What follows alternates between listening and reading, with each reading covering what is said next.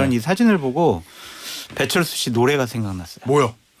모여라 모여라 아, 나 윤석열이 싫은 사람 시대를 이렇게 한동훈이 밝히나? 싫은 사람 모여라.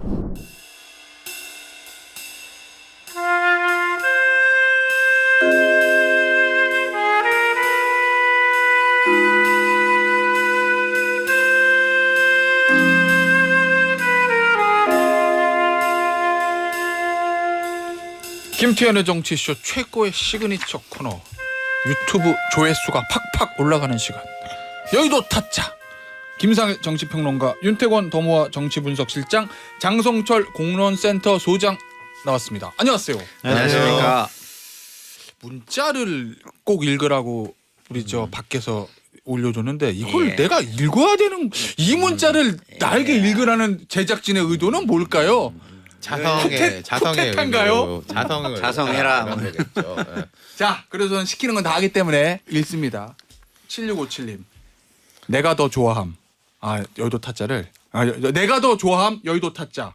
특히 윤태곤 실장님 찐팬입니다. 크크. 여기까지만 읽겠습니다. 이 문장 아니고요, 저는. 제가 읽을게요. 김 변호사님에도 환생 중. 김 변호사가 뭐 다른 김 변호사님인가? 아, 그럴 거예요. 싶은데. 예. 근데 제 아쉬움이 있어요. 이런 분은 이름을 알려주셔야지 네. 왜 7657 이런 식으로만 하는지. 저희가 제 자성의 의미에서 7657님께 커피 쿠폰 드리겠습니다.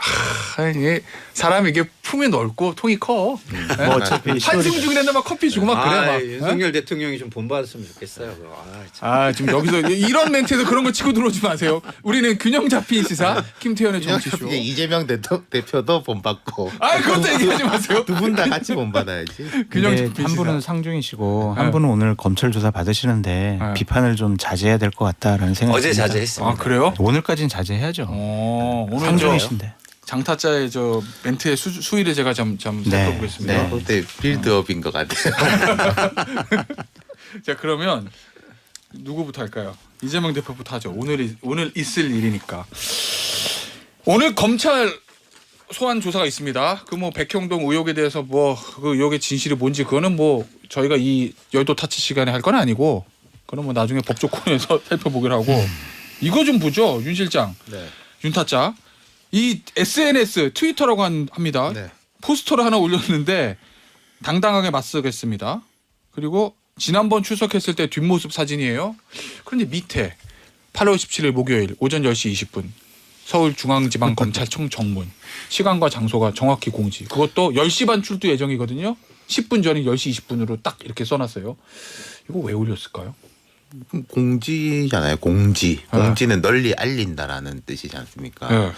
근데 두 가지가 있는 게 저라면은 이렇게 안 했을 것 같다. 왜냐하면은 우리 같은 사람들도 다 이야기하고 알아서 쭉 이야기할 거잖아요. 다 알죠. 예, 이건 뭐 모르겠어요. 굳이 이 대표가 안 알려도 다 알려질 건데 본인이 뭐 굳이 이렇게 알릴 필요가 있나가 있고 두 어차피 번째는 지지자들이 안 알려도 알아서 온다. 두 번째는 이게 이 대표뿐만 아니라 모든 정치인들한테 해당되는 말인데 내 의도가 있지 않습니까? 내 목적이 있는 거잖아요. 그럼 내가 하는 행위가 내 의도에 이제 부합할 수 있을 것이냐, 그 원하는 효과를 거둘 수 있을 것이냐는 목적과 건데. 수사에 딱 맞아야 그렇죠. 이 대표가 생각하는 건 이런 거지 않습니까? 무도한 검찰에 이제 내가 맞서고 그럼 성난 민심이 이렇게 검찰하고 정부를 비판하고 나를 이렇게 보듬어 줄 것이다라는 게 이제 뭐 그런 그림 아니겠어요? 원하는 그림이 뭐 그런 면도 있겠죠.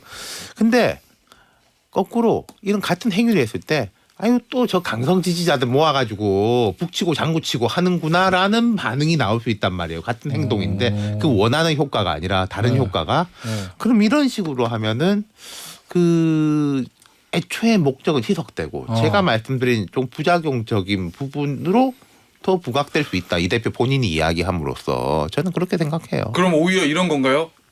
저 김타짜 네. 강대강으로 맞서서 세를 보여주기보다는 철저하게 그냥 약자가 되는 모습을 보여주는 게 낫다.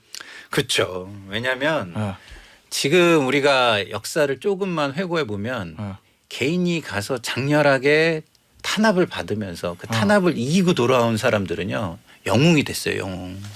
사실 이재명 대표도 이렇게 급부상하게 된 게 그 재판 있잖아요. 그 그거죠. 저 선거법 대법원에서 그렇죠. 선거법의 네. 그 허위 사실로 그렇게 했다라는 게 무죄가 나면서 급부상을 한 부분이 경기도지사 때. 있거든요. 네, 경기도지사 때. 네. 그것만 봐도 그 사례가 굉장히 찾기가 쉬워요. 네. 근데 왜 그걸 돌아보지 못할까라고 생각을 해보면 아 뭔가 이게 두려운가? 불안감. 네, 불안한가? 두려운가? 이런 생각이 들 수밖에 없는 부분이고 불안감과 두려움. 예. 굉장히 현실적으로 전략적이지 못한 모습인 게 기본적으로 지금 우리가 정권을 가지고 있지 않잖아요. 그럼 정권을 맞서는 방법은 예. 민심을 다 얻는 거예요. 그래서 선거에서 이기는 거예요. 예. 근데 지금 보면은 지금 강성 지지층이 와가지고 막 그 강한 모습을 보여주면 중도층이 다가오겠습니까? 떠나가겠습니까? 중도층하고 강성 지지층 여야를 막론하고 조금 다 그거에 엇나갈 수 대해서 있죠. 그렇죠. 그래서 지금 여든 야든 너무 강성 지지층의 환호에 예. 휩싸여서 좀 약간 그 일종의 뭐라 그럴까 이거 환각 상태 뭐 이런 거에 좀 빠진 거 아닌가 이런 생각이 들어요. 전술적으로 보면은 너무하네. 예. 국민들이 생각할 때 너무하네. 상대방 쪽에서 너무하네를 이끌어내는 사람이 민심의 우위에 서는 거예요. 그러면 중도층이 봤을 때 검찰이 너무하네가 그렇죠. 되든지 이재명 대표가 검찰이 너무하네든지. 너무하네라는 걸 이제 이끌어내는데 검찰이 너무하네 있지 사실 뭐 너무 이거 샅샅이 탈탈 터는 거 아니야? 너무하네 있는데 이쪽에서 이런 행동을 하면은 검찰이 잘못하지 너무하네. 그러니까 거꾸로 되는 거잖아요. 장타자 어제 이제 기자들이 물어봤을 거 아니에요. 이 포스트 뭐예요? 그러니까 저 언론 보도를 보니까 이재명 대표 측 관계자가 지지자들로부터 출석 시간과 장소를 알려달라는 요청이 많아서 올렸다 이렇게 얘기를 했어요. 뭐 실무 뭐 올렸겠죠. 그런데 이걸 이 대표한테 물어보니까 이 대표가 무슨 시간이랑 장소를 올렸다는 건지 그랬나요? 이거 나는 모르겠다. 뭐 이렇게 대답했다던데. 이재명 당대표가 거짓말한 게 한두 번이 아니니까 뭐 그러한 발언은 놀랍지 않고 이 뭐 SNS에 일단 올린 그거는 이제 저 장타자의 개인 사견. 그 거짓말한 거 쭉 얘기해요. 그러면은 여기서 이 자리에서 이제 그 그럼- 사법적으로 최종 판결 난 거는 아직 아니 지금까지 뭐 여러 가지 의혹에 대해 네. 거짓말한 것들이 많이 있었으니까요. 저는 이 사진을 보고 배철수 씨 노래가 생각났어요. 뭐요? 모여라 모여라 아, 윤석열이 싫은 사람 시대를 이렇게 한동훈이 밝히나? 싫은 사람 모여라 새과시 하고 싶은 거죠. 나 겁을 많이 먹었으니까 와가지고 나 응원도 해주고 나 많이 도와줘 이러한 표현인데 한마디로 유치하다 그렇게 말씀드립니다. 알겠습니다. 오늘 근데 제 노래가 별로였어요? 좋았어요. 아 좋았네. 네. 노래는 좋았네. 야. 선곡이 별로였네. 왜? 맞죠? 너무 오래됐어. 아니, 올드야, 맞잖아요. 이 노래에 동의하지 않으세요? 이 선곡? 동의해요, 동의해. 아 그래요? 근데 최근 노래로 좀 해줬으면 좋았을 텐데. 좀. 뭐가 있을까? 최근 노래. 그럼 우리 김 변호사가 잘하니까. 제가 생각 좀 해볼게요. 최근 노래 손에 손 잡고. 손에 손 잡고 그 모여라 하고 별 차이 안 나? 한 그러니까 5년 세대. 정도 차이밖에. 근데 세대가 막 이게 나와. 정치 검찰한테 당하는 고독한 아주 비장한 뭐 이재명의 모습을 보여주고 싶어 했는데 이 백현동 사건을 우리가 쭉 한번 생각해 보자고요. 그러니까 네. 정바울이라는 아시아 디벨로퍼한테 네. 로비를 계속 당했어요. 그러다가 여러 가지 허가를 안 내주니까 그 사람이 김인섭이라는 예전에 성남시장 선거할 때 선대위원장이었던 이재명의 측근을 영입을 해요. 로비를 해요. 같이. 김인섭 씨. 네. 그래가지고 4단계를 건너뛰어요. 그리고 성남도시개발공사를 빼요. 그리고 공공임대주택 100%에서 10%로 줄여요. 4단계 올라갔다 운도 변경이. 네. 그래가지고 민간업자에게 막대한 이익을 부여한 거예요. 특혜를 준 거예요. 근데 계속해서 지금 박근혜 정권에서 나를 협박했어요라고 얘기를 하잖아요. 네. 그 공문 딱 들어보면 지역경제 활성화 차원에서 부동산 매각에 협조 좀 해주세요라고 했지 개발업자에게 특혜 주세요라는 얘기가 아니에요. 그리고 여기 어떻게 협박이에요. 이재명 당대표는 협박 호소인이 아니냐 막 그런 생각도 들고 저는 정바울 씨가 재판 과정에서 했던 증언을 우리가 주목해 볼 수가 뭔데요? 밖에 없어요. 정인섭 씨한테 김인섭. 죄송해요. 김인섭 씨한테 이제 이런 얘기를 들었다는 거죠. 이거 되면 나 200억 줄 거지? 100억은 내 거고 그 저 50대 50, 50억 50억은 그 두 분 거야. 알겠습니다. 그 두 분이 누군지는 명시하진 않았죠? 안 왔죠. 안 왔는데 정바울 씨가 이렇게 얘기를 했어요. 알겠습니다. 아니 하지 마요. 더 이상. 아니 하세요. 예. 예. 이재명과 정진상으로 나는 알아들었다라고 아하. 증언을 했단 말이에요. 그런데 지금 와가지고 막 뭐 억울하다는 듯이 저렇게 얘기하는 건 말이 안 되고 예. 전영수 실장이라는 분이 있어요. 이미 네. 고인이 되셨는데 이분도 극단적인 선택을 했는데 이분이 그런 선택을 하면서 뭐라고 했냐면 아휴 이제 그만 다 내려놓고 정치 그만하세요. 이렇게 얘기를 알겠습니다. 했거든요. 예. 그분 얘기 좀 들으시는 게 어떤가라는 생각이 듭니다. 자, 저 장성철 장타짜의 이 의견에 대해서 우리 김타짜가 반박하시고 있으세요? 그래도 민주당 권리당원이시니까. 일단 뭐 굳이 반박을 하라면 예. 아직 사법적으로 판단이 나오지 않았고 예. 이게 어쨌든 사법적 판단이 나오려면 검찰이 어쨌든 이게 뭐랄까 정책적 판단이 아니라 예. 사익을 위해서 배임을 한 것이다. 이걸 좀 네. 밝혀야 되는 부분은 있어요. 그러나 정황상으로 보면은 네. 사실상 좀 의구심이 드는 부분은 굉장히 많기 때문에 아하. 뭐 이재명 대표 쪽에서도 네. 그거를 좀 잘 밝히고 해명해야 되는 부분은 존재하죠. 예. 알겠습니다. 대장동에 비해서는 네. 좀 심플하잖아요. 좀 그렇잖아요. 쉽죠. 좀 단순하잖아요. 네, 네. 그러니까 막 얽히고 네, 설킨 맞아요. 게 이제 네. 좀 짧고 예. 그러니까 뭐 그 대장동보다는 어느 네. 쪽으로든 결론이 아하. 좀 빨리 나오지 않을까 싶고 두 네. 번째는 이 이재명 대표의 이 프레임 정치가 과하다는 게 대장동 때도 이게 내가 문제가 없다까지는 괜찮은데 뭐 본인이 그렇게 이야기할 수 있는데 이 윤석열 게이트다라고 이것도 이제 뭐 박근혜의 짓이다. 그거는 오히려 본인의 이런 뭔가 신뢰성을 좀 떨어뜨리는 행위일 수 있다고 봐요.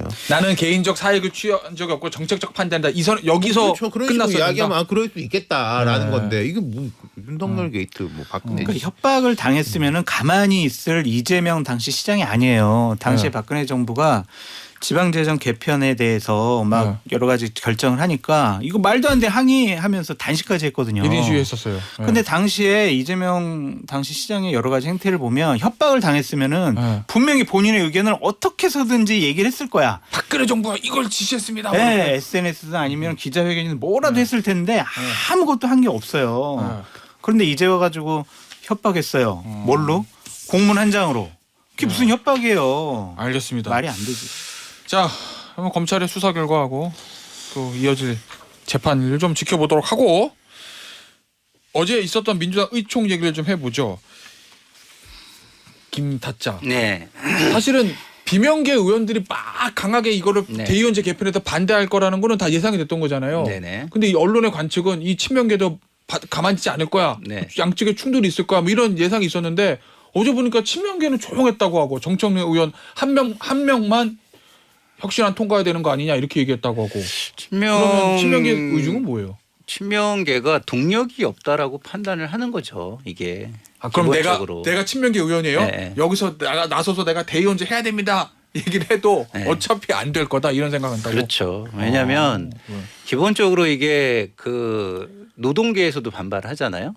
왜냐하면 이게 정책대의원제라는 게 지금 들어와 있거든요. 한국노총. 한국노총이. 그 몫이 줄어드는구나. 그렇죠. 예. 왜냐하면 이게 그 대의원제라는 게 저도 네. 처음에는 네. 이렇게 표의 등가성만을 얘기했었는데 네. 그렇지 못한 게 소외된 계층 내지는 의견이 과소대표되는 계층을 위해서도 활용이 되더라고요. 예를 들면 호남 기반의 민주당이니까 그렇죠. 영남 쪽이라든지. 예, 영남 쪽이라든지 아니면은 정책적으로 결합을 해야 되는데 정책적으로 결합을 하려면 그 인원을 확보하기가 굉장히 어렵기 때문에 거기를 좀 더 여성위 장애인위원회 뭐 등등 그런 데를 배려해야 된다든지 그런 것들이 같이 있어요. 그러면은 그런 것까지 같이 논의를 해서 한꺼번에 종합 패키지로 이거를 발표를 해야 되는데 그런 부분은 없고 일정 부분, 일정 진영의 목소리만 반영하는 듯한 식으로 이게 얘기가 되고 있거든요. 그러면 이게 뭐 제가 볼 때는 동력을 확보하기가 굉장히 좀 어렵다고 판단한 거 아닌가 싶습니다. 제가 이전에 한 두세 가지 말씀드린 것 같은데 일단 이건 뭐 선도 아니고 악도 아니긴 해요. 국민의힘은 없앴어요 예전에. 예. 그러니까 뭐 이럴 수도 있고 저럴 수도 있는데 룰이니까요. 지금 이걸 가지고 그렇게 첨예하게 붙을 땐가? 지금 그렇게 이게 중요한 건가? 뭐 그런 이야기 나오지 않습니까? 전당대회는 내년 8월에 원래 하게 돼 있는데 네. 이거 하는 거는 우리 이제 장 소장님이 그때 말씀하신 뭐 10월 뭐 머시기 설 뭐 네. 이런 거 하고 이게 엮여가지고 하는 네. 거 아니야? 라는 이제 의구심을 가질 수밖에 없는 네. 거 하고 그러면 만약에 10월 사퇴하면 전당대회 열어가지고 새 대표를 올리는데 친명계 그러면 이걸 올리기 위한 없애기 뭐 바로 효과가 작업이나 나타나게 되는 거죠. 그 다음은 그 혁신위의 권위가 이미 떨어졌기 때문에 이걸 내는 순간 밀어붙이기보다는 네. 반대쪽에서 이거 봐라 이러려고 그랬지라고 훨씬 더 크게 할 명분이 될 거다. 그 말씀대로는 되고 있는 네. 거잖아요. 근데 장타짜 이런 게 있잖아요. 어쨌든 지금 민주당에 뭐 좋든 싫든 비명과 친명 간의 개파의 어떤 다툼과 갈등이 있는 거고 그럼 친명계하고 이재명 대표 입장에서 봤을 때 이거 비명계가 반대할 걸 아는데 어쨌든 혁신위에서 올렸어요. 그런 이상 비명계 반대를 뚫고 관철을 시켜야지. 만약 여기서 꺾이면 그러면 이재명 대표는 리더십이 더 이미 이재명 문제되는 거 당대표 아닌가? 리더십은 네. 상당 부분 뭐 상실됐다? 아니면 뭐 하락했다? 아니면 없다라고 볼 네. 수밖에 없죠. 본인의 사법적인 리스크 때문에 네. 당과 윤석열 정권에 대한 야당으로서의 역할을 제대로 못하는 것 같아요. 상당히 위축되어 보여요 지금. 그렇기 때문에 이 부분에 대해서도 이재명 당대표는 그렇게 크게 신경 쓰지 않는 것 같고 그래요? 네. 박광원 원내대표가 얘기를 한 거죠. 그래도 혁신이가 네. 우리한테 이제 건의를 해왔으니까 우리 논의해보고 이 혁신이 차원에서 제기했던 혁신안에 대해서 우리가 어느 정도 받아들일 건 받아들이자라고 네. 얘기를 했었죠. 근데 그런 거 관련해서 이미 김은경 혁신위원회 네. 권위 네. 정치적으로 도덕적으로 윤리적으로 뭐 이건 권위가 상실됐기 때문에 네. 의원들이 받아들이지 않을 거고 네. 또한 이제 그 28일 날 1박 2일 워크숍 있잖아요. 네. 거기서 지도부에서 이거를 안건으로 꺼내지 않을 것 같아요. 아예 꺼내면은 네. 어제 의총에서랑 똑같은 일이 벌어질 거란 말이에요. 어. 지금 혁신이가 문제야? 네. 혁신안이 문제가 아니야. 이재명 당신이 그만둬. 이제 이런 식의 난장판이 될 거기 때문에 네. 이거를 관철시키려고 하는 의지와 동력이 없는 것 같습니다. 아니 그러면은 지도부 아니 뭐 지도부하고 혁신위하고 어느 정도 교감이 있었는데 저로서는 알 길은 없지만 네. 차라리 이거 안 꺼내니만 못한 거잖아요. 그렇죠. 꺼냈으면은 관철시켜서 이겨야 되는 건데 네. 이거 뭐 싸움을 시작했는데 이기지도 못하고 그냥 수들구머니 철회해 버릴 거면은 그렇죠. 근데 이제 지난 시간에도 얘기를 했지만 네. 혁신위가 어쨌든 조기 종료는 해야 되잖아요. 네. 그럼 조기 종료에서 무언가를 이제 정리를 하면서 맞춰야 되니까 네. 뭔가 내긴 내야죠. 그래서 공천 룰을 뭐 낼 수는 없는 거고 네. 그건 뭐 일단은 명분이 어느 정도 있겠다. 왜 표의 등가성이라는 측면이 그 명분으로 민주주의에 그래서 당의 주인은 당원입니다. 뭐 예, 이런 거. 그렇게 뭐 낸 것 같은데 네. 근데 저는 그것도 너무 근시안적이다는 생각이 들어요. 김은경 혁신위원장이 만약에 선거를 좀 안다면 제가 볼 때는 중도층을 좀 끌어들이기 위해서 네. 일반 그 당원이나 국민들이 참여하는 부분을 열어주면서 대의원제의 표 등가성을 얘기했다면 여론조사 반영비를 확 높이고. 그렇죠. 그렇게 했다면 제가 볼 때는 네. 이게 특정 진영만을 위한 아니다라는 오해를 안 받을 수도 있었거든요. 근데 네. 그런 거 부분은 빠지고 한쪽 진영에서 강성 지지층에서 얘기하는 부분만 수용해 가지고 네. 개혁안처럼 내버렸잖아요. 그래서 큰 오해를 받은 것이다. 김상일 평론가님 네. 기대할 걸 기대하십시오. 김은경 혁신위원장 스스로 얘기했잖아요. 네. 나는 철이 없고 네. 정치 언어를 잘 몰라요. 네. 그런 사람한테 그러한 판단을 어떻게 기대를 해요. 너무 많은 걸 기대하죠. 가끔가다 그런 사람도 좋은 수를 내긴 하더라고요. 맞아요. 저는 지금 김상일 선배 말씀에 동의하는 게 네. 이게 뭐 지금 혁신의 문제가 아니라 국민의힘하고 민주당도 앞으로 이제 공천 과정에서 두 가지가 있는 거예요. 우리 당에 예를 들어서 참 충직하고 충성스러운 당원들의 의견을 반영 많이 해야죠. 당연하게. 그 방향하고 네. 지금 우리한테 떨어져 나간 국민들이 어떤 생각을 하고 있느냐. 이 네. 사람들의 생각을 끄집어내 가지고 아하. 공천에 넣는 두 가지가 병행돼야 되는데 네. 지금 혁신위 쪽은 뭐 지금 이제 우리 충성스러운 당원들의 목소리를 더 높이자라는 쪽만 있으니까. 그 윤타짜가 잘 쓰는 표현대로 하면 이게 그런 거잖아요. 물이 짠데 그러면 이제 물을 타야 되는데 그렇죠. 소금을 더 타는 네. 뭐 이런 거. 네. 근데 혁신위가 남은 거는 이거 같아요. 그냥 남은 인생대로 투표권 주자. 투표 비율 조정하자. 그거밖에 없는 거야. 끝까지. 알겠습니다. 자, 요 주제는 여기서 무의미해. 정리하고 저 2부 마지막 주제가 될 것 같은데 윤석열 대통령 부친상 오늘 아침에 발인을 하고 대통령은 이제 캠프 데이빗 한미일 정상회담을 위해서 미국으로 출국한다고 합니다. 이게 원래 유력 정치인들이 상을 당하면 네. 조문 정치 그렇죠. 막 이런 거 있잖아요. 그렇죠. 평소 좀 사이가 안 좋던 사람들도 조문하면서 만나서 흉금을 터놓고 얘기하는 경우들은 일반인 사회에서도 많으니까. 네. 어제 그러면 이재명 대표도 얼굴도 좀 보고 여야 의원들 대통령이랑 인사도 하고 뭐 그러면 끝나면 아유 찾아줘서 고맙다 답례 인사도 하고 이러면서 좀 막혔던 전국이 풀릴 수 있을까요? 죄송합니다. 괜히 물어본 것 같아요. 한 가지 효과 있었죠. 그 8.15 경축사에 대한 공방이 막 뜨거워지려는데 네.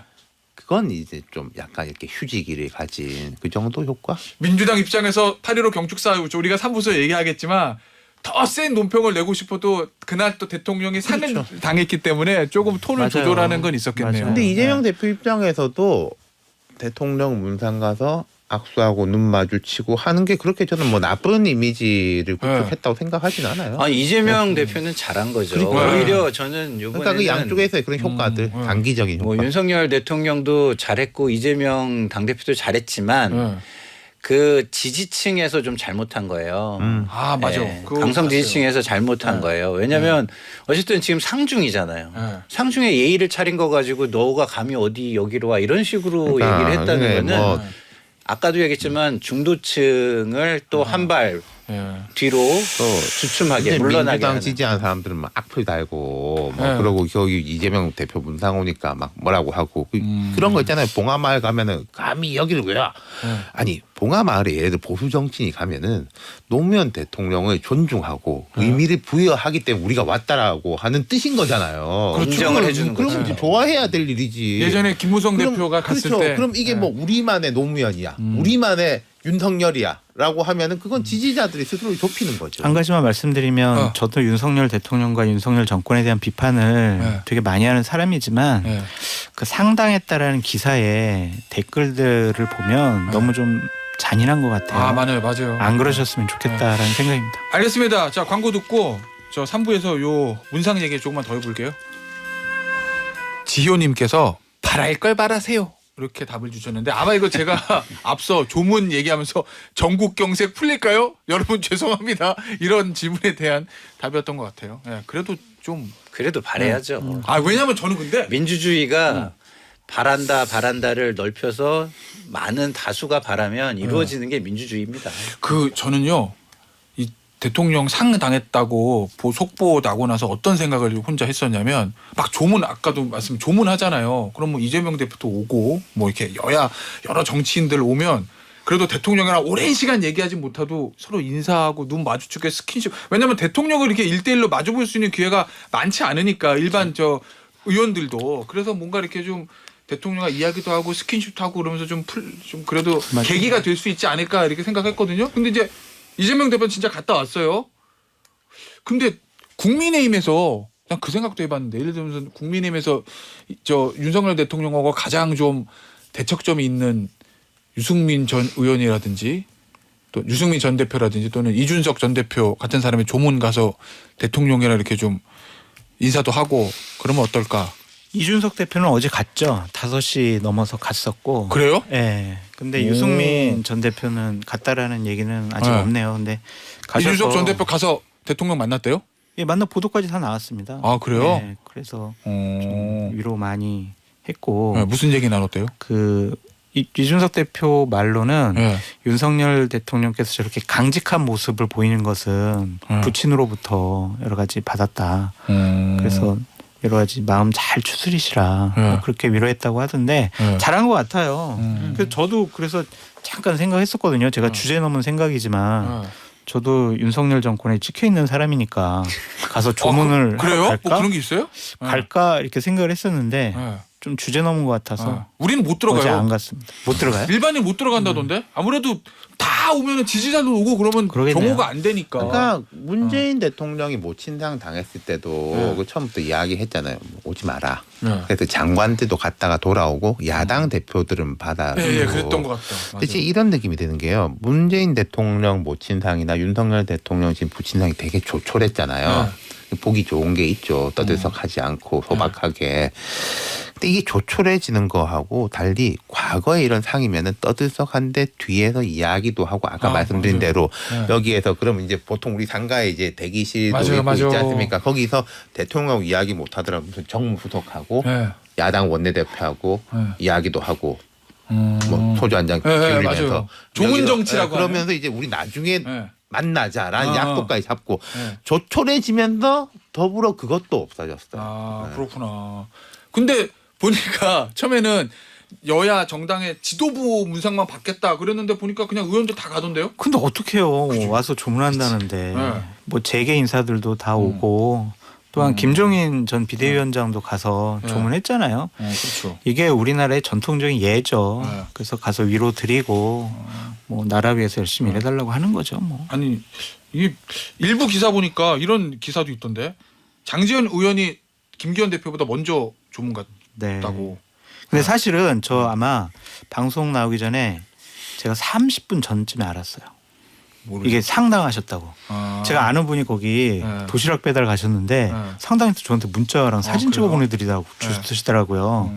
그래서 뭐 알릴까 하다가 괜히 방송 그럼. 나오기 전에 공식적으로 알리기 전에 알리면 이상할 것 같아서 그랬는데 저는 뭐 이런 것들 장제원 의원 같은 경우에 네. 뭐 본인의 위상을 과시했다라는 뭐 분석도 나오지만 뭐 기사는 그렇게 나왔어요. 네. 네. 워낙 이제 캠프 초기부터 결합돼서 네. 열심히 활동했던 분이니까 가고 싶었겠죠. 알겠습니다. 자, 요 얘기는 저 여기서 마무리하고 광복절 경축사 얘기 좀 해보죠. 자, 윤타짜. 네. 뭐 보수 언론이든 진보 언론이든 이 잘했다 못했다 평가 이전에 역대 대통령의 기념사하고는 좀 달랐다, 이례적이다라는 평가는 공통된 것 같아요. 대통령이 메시지를 내는 게 뭐 여러 가지가 있지 않습니까? 근데 이제 우리가 정례적이고 네. 정해져 있는 게 8.15, 3.1절. 네.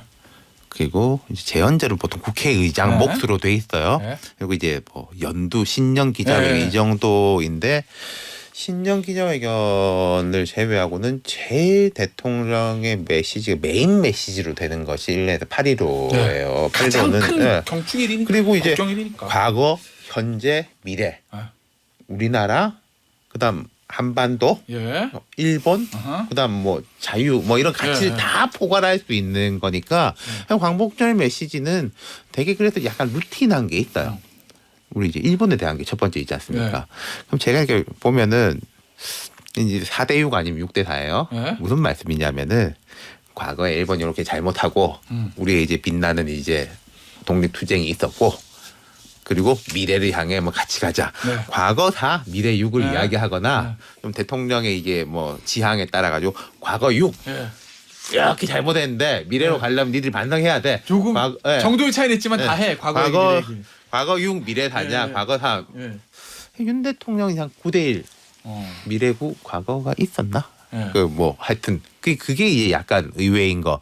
지금 뭐 달랐다라는 거 있고 두 번째로는 이제 그다음 일본과의 관계뿐만 아니라 우리 뭐 한반도 이제 민족 통일 미래 이런 부분에 대해 가지고에 대한 것들이 있는데 뭐 안보 이야기도 이제 늘 나왔는데 이게 공산 전체주의 세력하고 뭐 굴종 막 이게 제가 이게 이해를 맞게 했는지 모르겠는데 이게 뭐 북한에 대한 안보 위협뿐만이 아니라 뭐 체제에 대한 위협. 예.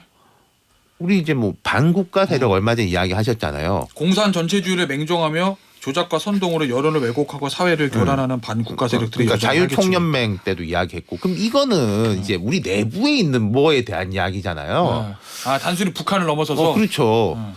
그건 좀 처음 들어본 것 같아요. 어. 제가 이승만 뭐 이런 분 때는 박정희 때는 기억을 못 해가지고 잘 모르겠는데 예. 한 20세기 말 그러니까 네. 한 노태우 대통령 이후부터 한 30년은 그래도 제가 쭉 봐왔는데 네. 이런 건 처음이라는 네. 거죠.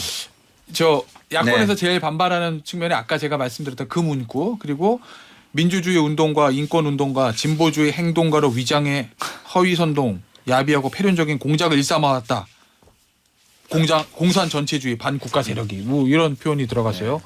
네, 자 저는 민주당 20년 권리당원 입장에서 이거 25년인가요? 30년 되셨구나 이제. 어떻게 저는 됩니까 이거? 20년인데요. 20년이요? 네. 좀 어이가 없었어요. 사실은 왜요? 제가 뭐 어제는 상중이신 대통령이시라 비판을 되게 자제했는데 광복절을 왜 기념하지? 전 이런 생각이 들었어요. 도대체 광복절을 왜 기념하는 겁니까 우리가? 그거는 우리가 어쨌든 그 제국주의의 침략을 받아서 희생의 세월을 겪었고 이런 거를 되새기고 그 의미를 잘 되새겨서 미래에 이걸 경계를 삼고 그러자라는 의미에서 기념하는 거 아니에요? 그리고 또 우리가 이렇게 해가지고 잘 극복했으니까 어떤 그런 긍지도 좀 새롭게 고취시키고 이러자고 하는 거 아닌가요? 근데 그런 의미의 메시지는 발견하기가 힘들었다라는 측면에서 그 광복절에 이 맞는 메시지인가 이런 생각이 들었고요. 그래서 저는 좀 약간 어이가 없었고 그다음에 더더군다나 지금 말씀하시는 반국가 뭐 전체주의 세력이 활개를 친다 이 부분에 대해서는 좋아요. 그런 사람들이 있을 수 있어요. 있죠. 그러면 잘 잡아서 응징을 해야 되는데 활개를 친다? 지금 어디서 활개를 치죠? 이게 마치 활개를 치면 여기저기 지금 막 이게 뭐 있어야 되는데 저는 여기저기 있는 거를 못 느끼겠는데 이거를 지난번에 민노총에서 일부가 그런 게 발견돼 가지고 했다고 해서 그 예를 특정 김성태 의원 사례를 들긴 했어요. 저랑 인터뷰할 때. 일반화 시켜가지고 한다. 이만큼 이거는 큰 내용을 할 만큼인가라는. 그렇죠. 그렇게 광복절에. 한다는 건 이런 일반화의 오류는 과거 미국의 메카시즘 때나 저는 가능한 거 아닌가 이런 생각이 들어요. 자, 장타짜. 네. 대통령 연설문을 어떤 식으로 쓰는지 저는 대통령 안 해보고 연설 기록 비서관도 안 해봐서 모르겠는데 이런 만약에 광복절 기념사라면 나는 이거는 장타짜 보시기에 이거 연설 그 비서관 실에서 작품입니까? 안 했을 것 대통령 같아요. 본인 작품입니까? 안 했을 것 같아요. 이건 다 추측의 네. 영역입니다. 저희가 알 수는 없으니까. 일설에는 네, 일설. 예, 또 취재하셨구나. 연설 비서관 외에 예. 따로 연설문과 관련해서 도움을 주는 분들이 있다라는 얘기도 그건 여의도에서 그냥 일설입니다 일단. 떠돌아다니는데 네. 어쨌든 되게 좀 의외였죠. 네. 저도 이제 내용을 들으면서 충격적이었고 단어 선택이 되게 자극적이에요. 교란, 공산, 전체주의, 허위선동, 야비, 폐륜, 공작. 8.15 광복절 경축사에서 보기 힘든 단어들을 쓰셨는데 어쨌든 대통령께서 상중이시라서 비판하기가 조금 어렵습니다. 근데 상당히 좀 문제가 있는 경축사였지 않느냐. 이게 이번에는 라는 생각이 어떻게 했는지 모르겠는데 과거에는 이게 루틴한 게 있어요. 이 광복절 같은 게 되면은 내부에 TF가 꾸려집니다. 네. 보통 비서실장까지도 포함이 되고 그리고 뭐 이런 정도의 연설을 연설 비서관이 전담해서 하진 않아요. 네. 외부의 전문가들한테도 이야기 듣고 봉투에 조언한 그건 이상한 건 아니에요. 뭐 비선 이렇게 이야기할 바는 아니고 당연한 건데. 근데 이런 거죠. 뭐 좀 진보적인 대통령 진보적인 이야기를 할 수 있고 보수적인 대통령 보수적인 이야기를 할 수 있어요. 광복절 연설이라는 거는 우리 국민도 그렇고 그 글로벌하게 다른 나라에서도 지금 대한민국 대통령은 이걸 되게 중요한 아젠다로 생각하고 있구나라는 걸 받아들이는 거잖아요. 근데 그럼 윤석열 대통령은 지금 이 공산 전체주의의 도전을 한국에서 제일 자기가 직면해 있는 제일 큰 문제점으로 받아들이구나. 라고 인식하면 그건 좀 문제가 있는 거 아니냐. 우리가 뭐 다양한 문제들이 있는데 이게 1번이야 이게? 네. 그런 거죠. 자, 윤타짜 내가 궁금한 거는 이걸 누가 썼고 어떤 형태로 썼든지 간에 어찌됐건 간에 이 연설문에 대해서 사전에 검토를 할 때 최종적으로 결정되기 전에 누군가는 그런 얘기를 했을 수도 있잖아요. 윤타짜처럼 전 세계에서 이렇게 볼 수도 있다. 예를 들면 그 야당이 강하게 반발할 거다. 이건 예상이 됐을 건데 그럼에도 불구하고 대통령이 이거를 채택을 했다면 거기에 나온 대통령의 노림수나 의도는 뭐예요? 근데 제가 뭐 노림수까지는 그럼 의도. 모르겠고 의도는 생각이 나는 이러시는 아니지 본인의 소신? 이거죠. 그렇죠. 나는 이걸 중요하게 생각한다라는 거를 발신하고 싶은 거죠. 생각이 이러신 거예요. 그러니까 왜냐하면은 그 앞에 저 언제냐 그 자유총연맹 때도 이야기했고 반국가 세력이라고 이야기했고 그게 이제 연결돼서 오는 거지 않습니까? 난 이렇게 생각한다라는 거를 이제 발신하는 거는 전 성공했다고 봐요. 윤 대통령 이렇게 생각하는구나. 그러면은 근데 그 뒤가 예. 문제지. 그 뒤라는 거 뭐예요? 그래서 그러니까 대통령이 이렇게 생각하시는구나. 그러면은 우리나라에 정말 이 공산 전체주의 세력 위협이 있습니까? 한국과 세력이 있으니까 우리 힘을 모아가지고 해야 되겠. 별로 안 그렇게 될 것 같은데. 그러면은 아니 잠깐만 우리나라 손잡자. 국민 그러니까 수준이 그 정도뿐이 안 된다고 생각을 하신다는 게 저는 참 어이가 없습니다. 일각에서는 그런 얘기 하잖아요. 강성 지지층을 뭐 결집하기 위한 노림수다 뭐 이런 뭐 얘기도 하던데 일부 기사 보면 그거보다는 그런 걸 따지기 전에 대통령의 철학 그 자체다 이런 건가요, 윤타자 얘기는? 그렇죠. 거기다가 이제 뭐 강성 지지층 결집까지 있겠지만 그래서 제 생각은 그거예요. 계속 반복해서 이야기하는 철학 그 게 자체. 대통령 철학을 알린 거 성공. 이거 보고 뭐 좋아하는 사람도 있지. 그래, 속 시원하다, 잘했어. 그분들까지 좋아할 거야.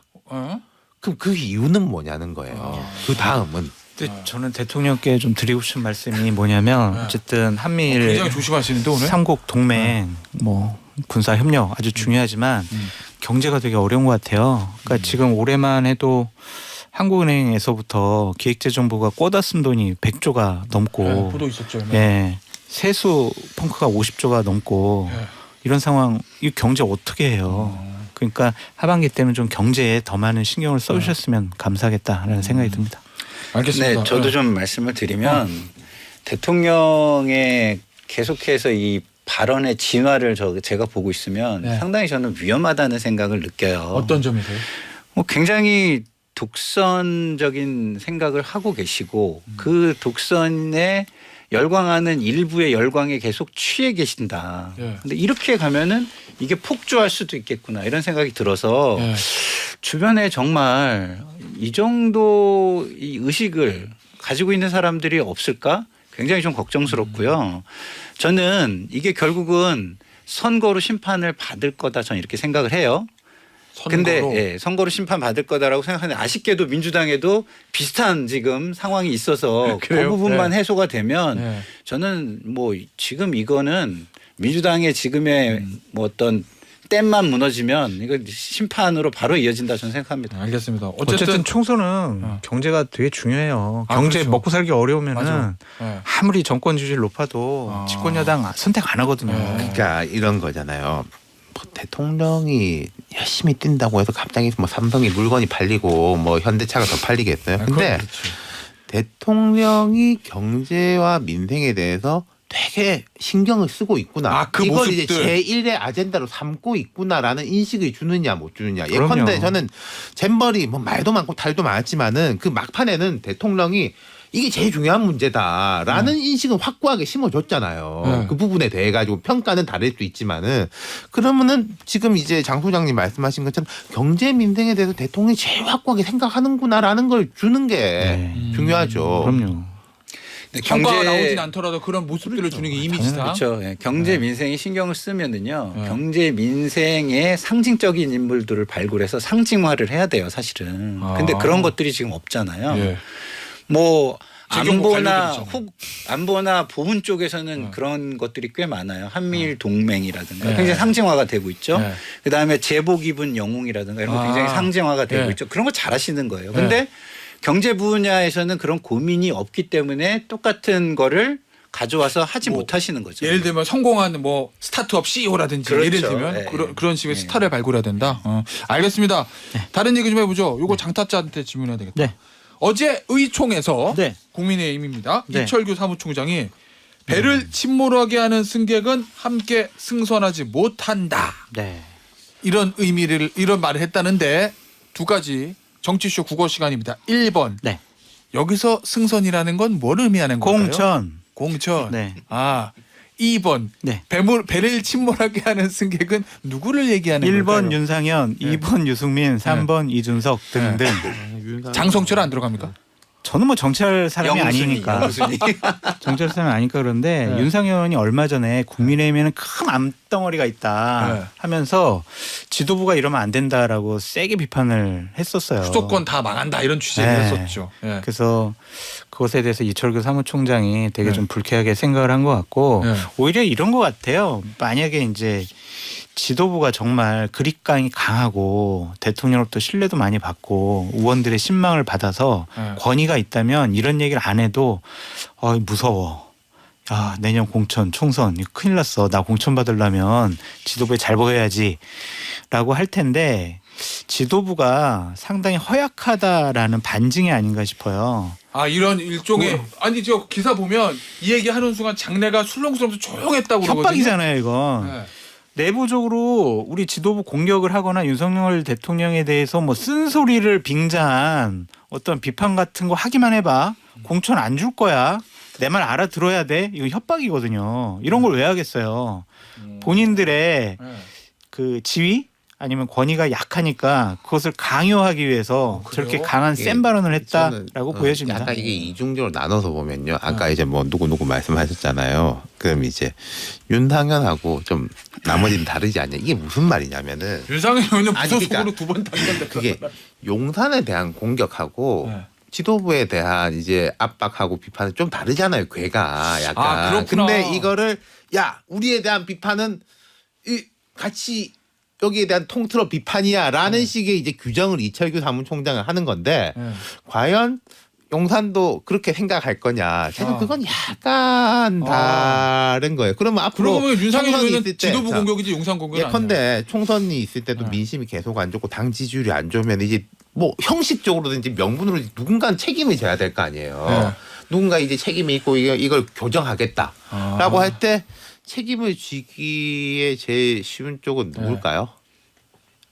저는 지도부가 그러네. 더 책임을 지기가 쉬울 네. 거고 그럼 지금 이렇게 말을 하는 사람들은 내가 이렇게 해놓는 게 네. 용산에서 굳이 나쁘게 생각하지 않을 거야로도 생각할 거예요. 사실은 왜 네. 제가 이제 이 지도부가 허약하다라고 이제 말씀을 드렸냐면 여의도 국민의힘의 여러 의원들이나 여의도에 돌아다니는 얘기가 뭐냐면 과연 이철규, 박성민, 뭐 김기현 이분들이 내년 총선 공천할 수가 있겠어? 아 공작할 수 있겠어 본인이? 네. 누가 해 그럼? 아니 본인이 아니라 네. 주위에서 네. 이 사람들이 공천을 할까? 그러니까 공천권을 계속? 가질까 실질적으로?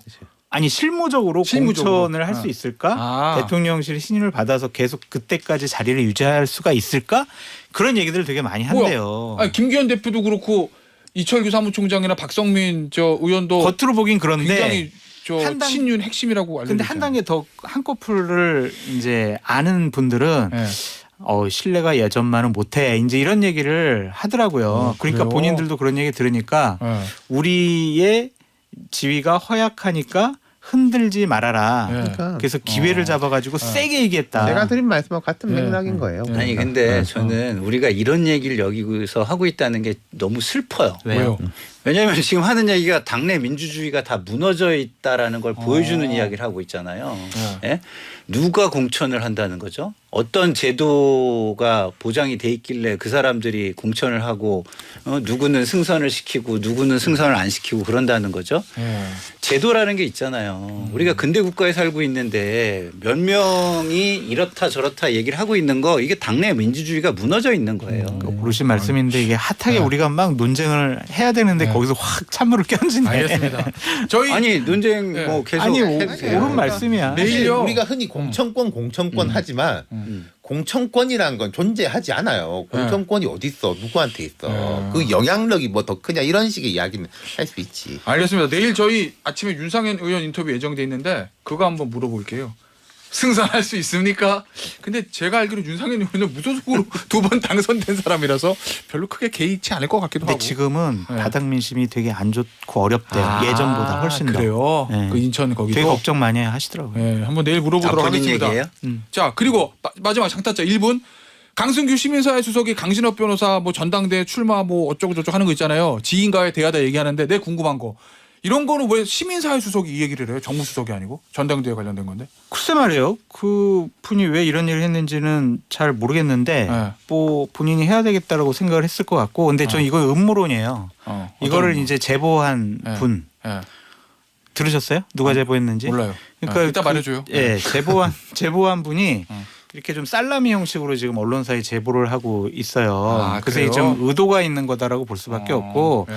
어쨌든 강승규 시민사회 수석은 네. 대통령의 참모로서 상당히 부적절하고 잘못된 일을 했다라고 말씀드릴 수밖에 없습니다. 알겠습니다. 오늘 여기서 마무리하도록 하겠습니다. 장타짜, 김타짜, 윤타짜가 진행한 여의도 타짜였어요. 감사합니다. 감사합니다. 감사합니다.